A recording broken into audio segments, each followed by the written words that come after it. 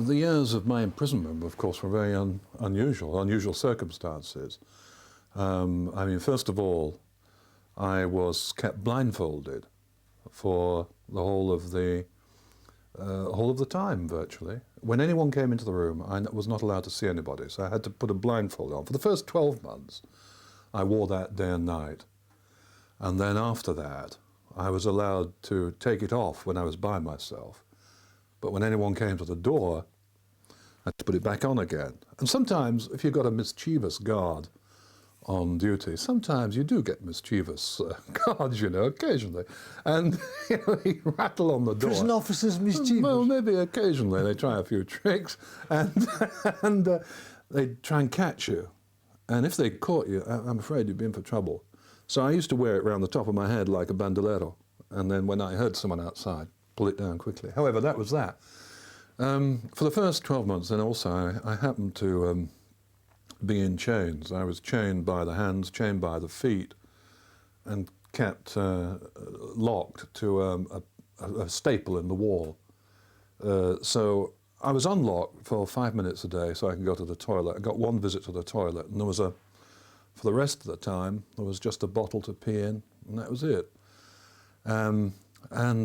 I didn't get any exercise for a long time. And then occasionally they'd come in and unlock me, and I was allowed to walk around the room for half an hour perhaps, and then back into the chains.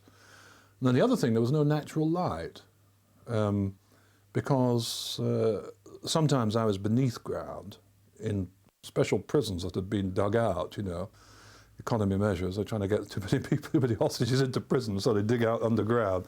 And I was there for a while, and then I was moved into an apartment block, but they put metal screens in front of the window, so no natural light would come in. So it was actually, apart from an occasional glimpse of light from the bathroom, it was something like 5 years before I saw the sun and before I felt natural light. So then I got no news of the outside world, and for the first 4 years I was in total solitary. I didn't see or speak to anybody, had no news of the outside world, no letters, nothing. Did it make a difference, the fact that you'd done nothing wrong and yet you had 5 years sit down? Well, it was this really. I mean, people have said, weren't you mad to go back? You know, because I went back in the face of great danger, and many people said, don't go back. I've negotiated for hostages in difficult situations in different parts of the world. And before you do so, you take two things into calculation. First of all, you know it's going to be dangerous. Secondly, you're going to meet and relate to unpredictable people. Thirdly, you've got to take the chance of whether or not you lose your life or become captured. Now, if you're not prepared to take that sort of a risk, you don't have to go. You don't have to do it. If you do it, and then if something goes wrong, my view is you might not like it, and I certainly didn't like it, and I wasn't very happy about it, but there was no need to complain about it. That's the first thing. The second thing to say is this, that when you do spend a long time and sit down, when you are a long time alone, it can be very depressing for a lot of people. Very, very depressing.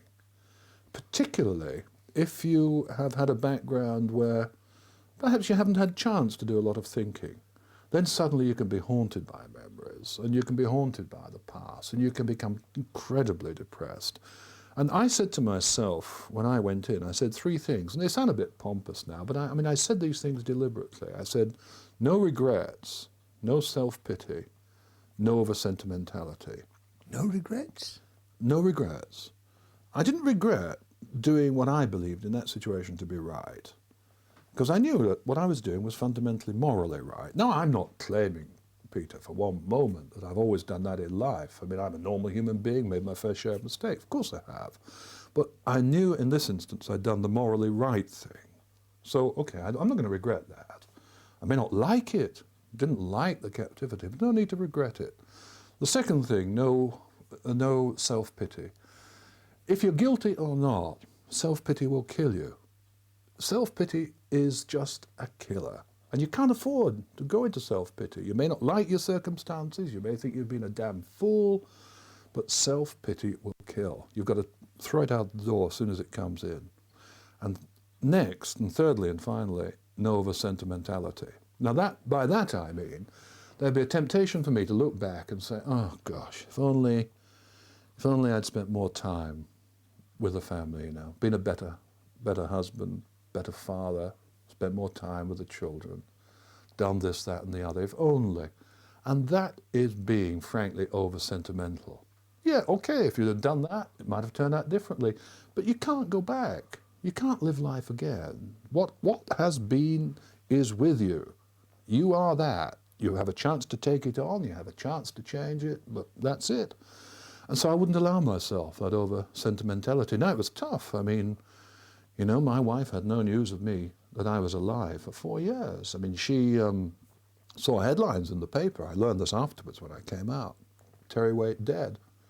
And she was bringing up children who were going through university at the time, and the strain on those kids must have been awful. I mean, I don't feel happy about that. But there's no good looking back and regretting it. I mean, what can you do?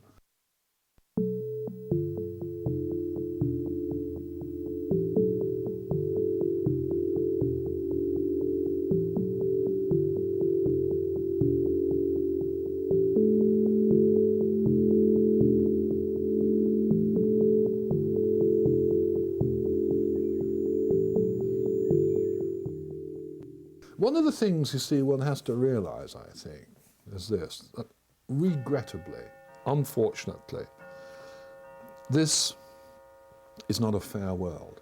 It's not a just world. Everybody does not get the same deal in life. Now, we like to hear a lot of nonsense saying we're all born equal and so on and so forth. Well, it depends what you mean by that. Now, I'm not arguing for one moment that because you might have been born and experienced difficult circumstances, that justifies taking it out on other people. I mean, I've argued this with captors of hostages. I've said to them, yes, I remember in Iran on one occasion, sitting down with one of the Revolutionary Guards, and he showed me a picture book of his family. He said, all those boys, he said, some of them were shot by the previous regime, had their education finished. And he said, and the West supported this. He said, do you understand why we hate the West? I said, yes, I can understand that. I said, but does that justify you then taking innocent people and putting them through the mill? And I personally, I don't believe it does justify that. But having said that, I can very well understand why some people feel a grudge against the West, why some people feel a grudge against society, and why some people allow their anger to get the better of them and take it out on innocent people. And that just perpetuates a situation of violence and misery and nastiness in this world. And somewhere we have to have a change. And the only change that can take place has to take place within yourself. I have to cope with my anger. I have to deal with it myself eventually.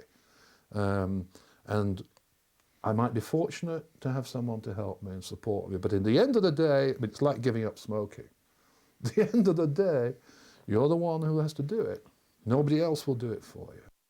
You are a writer now, almost. At least you've written 2 books, Taken on Trust and Footfalls in Memory. What about your imprisonment and reading and writing? I remembered books that I'd read in the past. I remembered my life. I wrote my autobiography in my head. When I came out, I wrote it down on paper, and it's been published now. I mean, that is Taken on Trust. That book was written in my head. And any prisoner reading it, will say, yeah, well, that rings true. Because I try and recount the experiences of being incarcerated, of my mind, how it worked through those years, and put it down on paper. And somehow, by doing that, I kept myself going. And the great thing about radio and books, particularly when you're in solitary, is that you have to use your imagination to really make them come alive.